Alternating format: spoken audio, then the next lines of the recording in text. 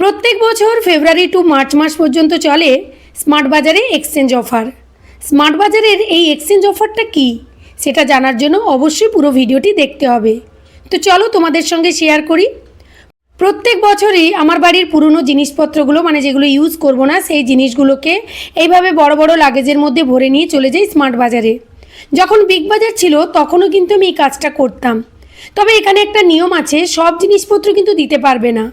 যেমন প্লাস্টিক, বাচ্চাদের ছোট ছোট খেলনা, এগুলো ওরা নেবে না।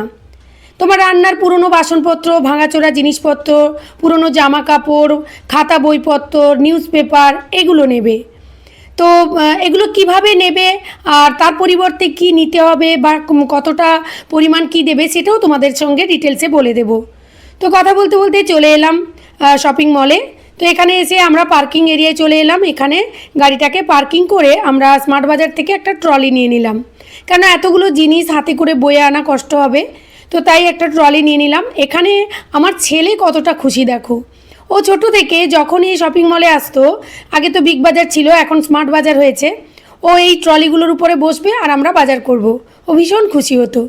তো এই যে দেখো, আমরা পার্কিং এরিয়াতে এসে ডিকির ভেতর থেকে সব জিনিসপত্রগুলো বের করে নিয়ে চলে আসছি। তো আমরা যখন ট্রলিতে করে পুরনো জিনিসগুলোকে মলে নিয়ে যাচ্ছিলাম, হঠাৎ চোখ পড়লো মলের ভেতরে ফাঁকা জায়গাটিতে খুব সুন্দর একটা প্রোগ্রাম হচ্ছে। পরে জানতে পারলাম আমাদের হলদিয়ায় ডেন্টাল কলেজের স্টুডেন্টদের একটা প্রোগ্রাম হচ্ছিল। তো আমি বেশ কিছুক্ষণ দাঁড়িয়ে গেলাম, বেশ ভালো লাগছিল। বাচ্চাগুলো এত সুন্দর ডান্স করছিল, খুব সুন্দর লাগছিল। ওদিকে কর্তামশাই বারবার করে ডাকছিল, চলে এসো জিনিসগুলো দিয়ে দিই, কিছু কেনাকাটা আছে। তো এই যে দেখো, ট্রলি করে আমরা নিয়ে চলে এলাম মলের ভেতরে স্মার্ট বাজারে। তো স্মার্ট বাজারে এসে আমরা এখানে যে নিয়মগুলো জানলাম, আগেও আমরা জানি যেহেতু প্রত্যেক বছরই আমরা দিই, তো তোমাদেরকে জানানোর জন্য আমি আরও ডিটেলসে এখানে জিজ্ঞেস করে নিলাম।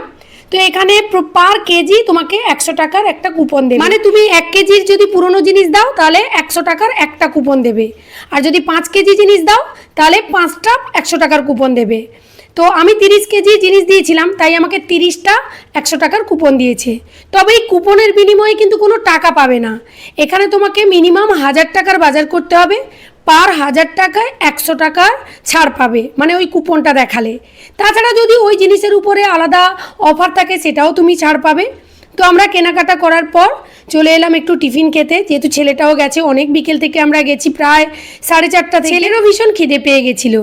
আর জানো তো, গরম জলের মধ্যে এই চা ব্যাগ ডুবিয়ে চা খেতে না আমার একেবারেই ভালো লাগে না, কিন্তু না পেলে আর কি করব, খেতে তো হবে, তাই না?